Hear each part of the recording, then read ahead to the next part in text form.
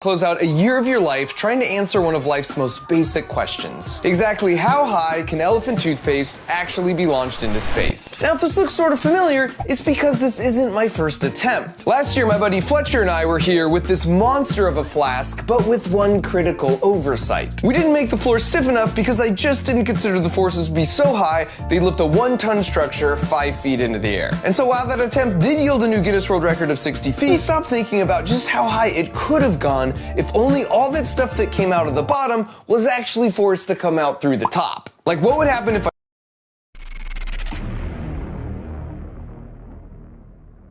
something that weighed 5 tons and was basically bomb-proof? And then what if we could just go on to make the world's most epic surprise party by building a massive slip-and-slide skateboard ramp, along with the 26 million Orbeez pool, plus a Devil's Toothpaste explosion 2.5 times bigger than previously? Then the only thing that would be missing would be someone to throw the surprise party for. And that's where my new friend Brody comes in. Now, to understand who Brody is, all you really need to know is that as him and his family were going through an incredibly difficult time in their lives, as he narrowly fought through his battle against blood cancer for 3 years, Brody used his one and only Make-A-Wish chance to buy a brand new ATV for another kid with cancer he didn't even know when he heard that kid had his ATV stolen. By the way, I told my friend Mr. Beast this story, and he had some thoughts on what we should do about this situation. So now that we had a plan for the surprise party, and a kid who definitely deserved the world's most epic surprise party, it was time to return to my buddy Dale's walnut farm in the small town of Gridley, California, and get to work. And while I'd love to take credit for single-handedly digging out the entire Orbeez pit, the truth was, as word got out about Brody's story,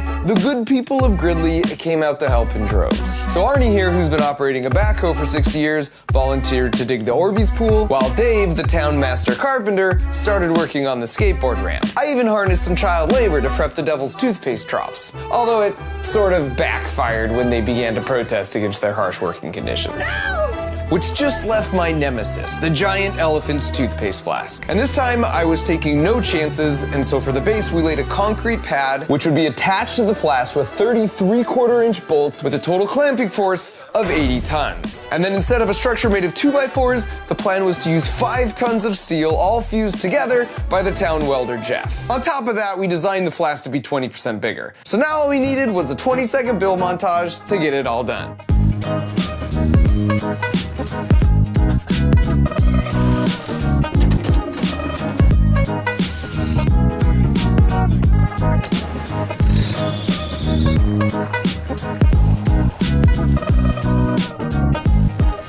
And so as the party construction continued on for several days in the 105-degree heat, let me take a moment to try and debunk a myth about elephant toothpaste floating around on the internet. There are some wildly popular videos on YouTube, some with over 30 million views and hundreds of thousands of likes, which demonstrate that when you simply add a bunch of soda to some Orbeez and then create a Mentos Sprite solution and pour it over the top, you get this. Which is pretty impressive. Look at that. This also works with Mentos? Why didn't Mark Rober tell us that? Maybe he didn't want us to break his record. True. Now, I had a slightly different hypothesis, which was that these guys were faking the science and lying to people for YouTube views. So as firm believers in the scientific method, Science Bob and I tested that hypothesis. And as it turns out, if you follow their exact methodology, then combine the mixtures and run real fast, exactly nothing happens. And even if you don't trust our demonstration, well then you're gonna have to explain how the balloon shadow somehow stops right here at the edge of the hole, and where these orange globs are splashing up from, and how the hole itself completely changes shape from this frame to this one once they've removed their layer mask. The way they actually did that is the same way elephant toothpaste is always made, and that's to mix the correct amounts of hydrogen peroxide, soap, and food coloring. Then you just add a catalyst, like potassium iodide. And in preparation for this year's party, we also played around with the Devil's Toothpaste formula we discovered last year with, at times, very interesting results. Now, as a reminder, this is normal elephant's toothpaste, and this is Devil's Toothpaste. It reacts insanely fast, and I don't give out the formula because it's super dangerous, even if you are, for example, wearing some very nice protective gloves. And so back in Gridley, with Brody's arrival slated for the next morning, the afternoon turned into the evening as the feverish pace of work continued late for the 3rd night in a row. If this dang mega flask somehow bested me again, at least I could console myself in the fact that it wouldn't be from lack of effort. And so when morning came, with only a few last-minute bits of preparation left to go, I headed to a doctor's office about an hour and a half away, where where Brody thought he flew out to see some more specialists for a day filled with medical tests. Okay, we're ready, okay? Okay, thank you. Fletcher and his incredible hair also came back out to help with the surprise. And I just want to preemptively say, I know I'm quite possibly the world's suckiest actor. Well, I'm Dr. Fletcher. We got a lot of stuff to look at, tests, because today this actually isn't a doctor appointment at all. And while I think I'm being all tricky here, he later said he figured out it was me as soon as he heard my terrible doctor accent. What up, buddy? I actually brought someone to help us out today, too. This is Fletcher. Fletcher here. He was with us last year. We did a big party. So today we're gonna do another party, and it's gonna be fun. You brought someone with you? Gavin. Gavin. Let's go meet Gavin. How's it going, buddy? I saw you when I was like 6. I've known you for so long. Oh, this love is. your videos. Oh, thank you. This is Fletcher, Hi, nice to meet you. and that's Isla, Fletcher's sister. Hi. All right, let's bounce. Here we go. So step 1 is to get in the Tesla. So we actually have, and I'll leave this guys up to you guys. We have 2 ways to get to Gridley. Option 1 is to take the Tesla. Does everyone want to prematurely just say they want option 1, or do you want to hear option 2? I want to hear option 2. Are you sure it's a Tesla? Okay, option 2, and again, you guys get a vote on this. Private jet. Option 2. Have you guys ever ridden on a private jet? No! Let's ride on a private jet! Your guys' private jet's ready. Private jet's ready! Remember, guys, act like we've done this before. And the private jet was definitely out of my budget, but a generous benefactor caught wind of what we were doing and let us use his. Which actually helped, because it cut the 1.5 hour drive down to just 12 short minutes. So guys, we just landed. I knew it! I knew it! I knew it was a limo!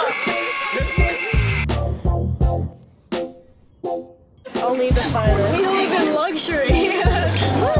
And so after a short trip and a sweet ride, Brody had arrived.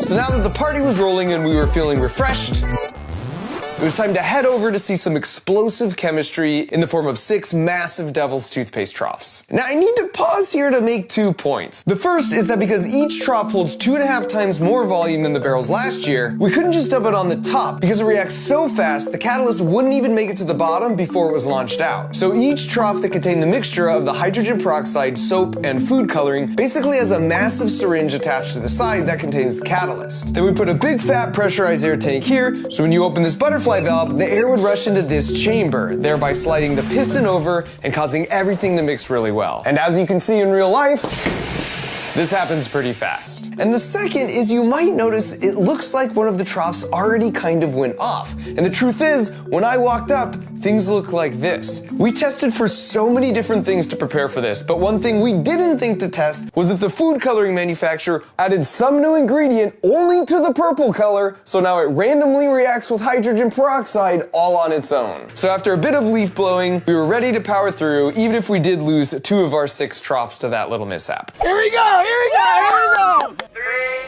2, 1.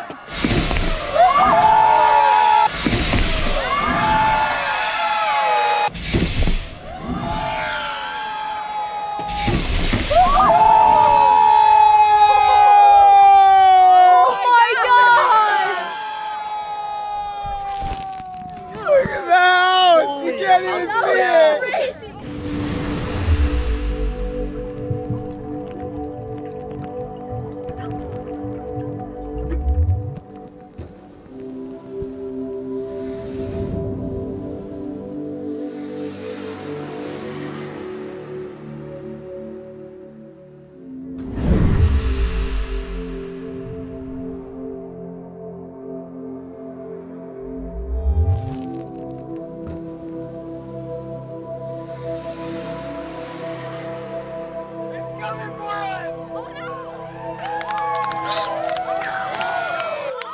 Let's check it out. Yes!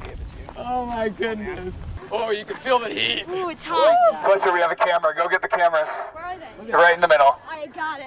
What'd you guys think? That was crazy. And so while I helped clean up like a bona fide Ghostbuster, we had to get all hands on deck to prepare for the grand finale Mega Flask. Like last year, the idea was to start the reaction by having these troughs dump the catalyst into the hydrogen peroxide pool below. So chemicals had to be loaded in super carefully, because even if a small amount splashed out prematurely, we'd have an even more disastrous situation on our hands than with the purple food coloring. But Brody still had no idea that was coming, so we distracted him with a different surprise first, in the form of some quality time in 26 million Orbeez.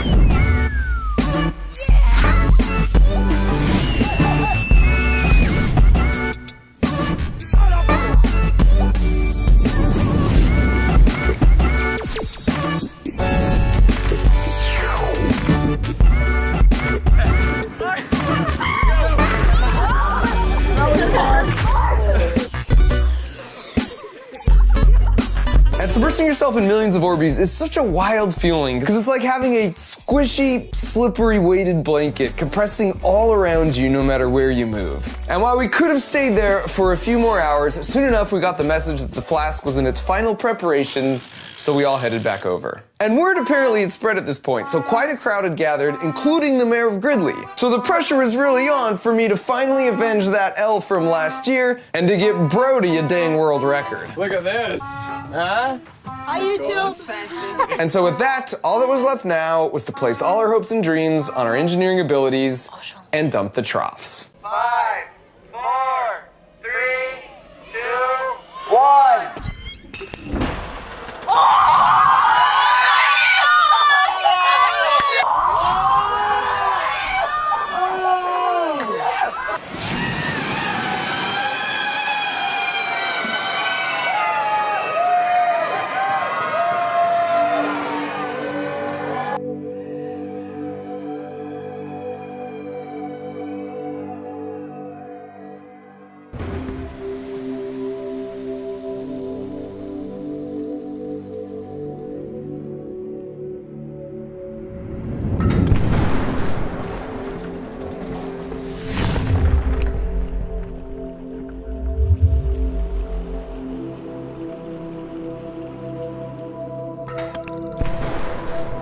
We actually had a pressure sensor in the flask, and it turns out the force pushing all the elephant toothpaste out the top is about 50 times the force you feel when pushing against a fully inflated football.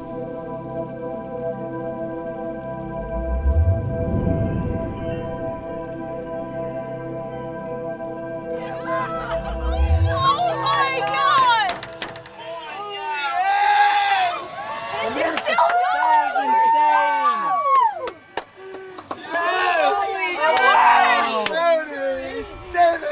That was so cool. The mannequin's still there. Wow. Oh, look at that. It's like a volcano. Whoa! See, it's still like barfing out the top. Oh my gosh. Was that better than going to the doctor's office? Yeah. Look how far over it went. Wow. The flask stay together. You got me once, elephant's toothpaste. You don't get me twice. And in fact, when you do a side-by-side comparison of the max height from last year to this year, I'm happy to report we absolutely destroyed the previous record by nearly a factor of 5, rising to the height of a 25-story building at 250 feet. And so with a new Guinness World Record under his belt, I still had one grand final surprise for Brody. So back at the house, while Science Bob distracted the crowd with liquid nitrogen-powered exploding watermelons and trash can rockets, nearly taking out our drone pilot, Nurk, in the process, I called up a friend of mine. What up, buddy? Hi. What up, Mr. Beast? This is my friend Brody. We've been hanging out all day today. How's it going? Did he do the Orbeez thing? He told me he got 25 million Orbeez. Yeah. Is that more Orbeez than you did? No. We had a pool though. I think Mr. Beast has one more surprise. Do me a favor and turn around real quick. Oh my god! That's your hog right there. Delivered by none other than Dale himself. Well, get on, buddy. It's not mine, it's yours. And what's cool here is this is the exact model he wanted to get for himself before he gave it away to someone else. And he didn't do that expecting to get something back in return, just like those who worked so hard to put this party together for him didn't expect anything either. Which is why I believe when you try to be a good person, it may not always come back to you immediately, but somehow it always comes back.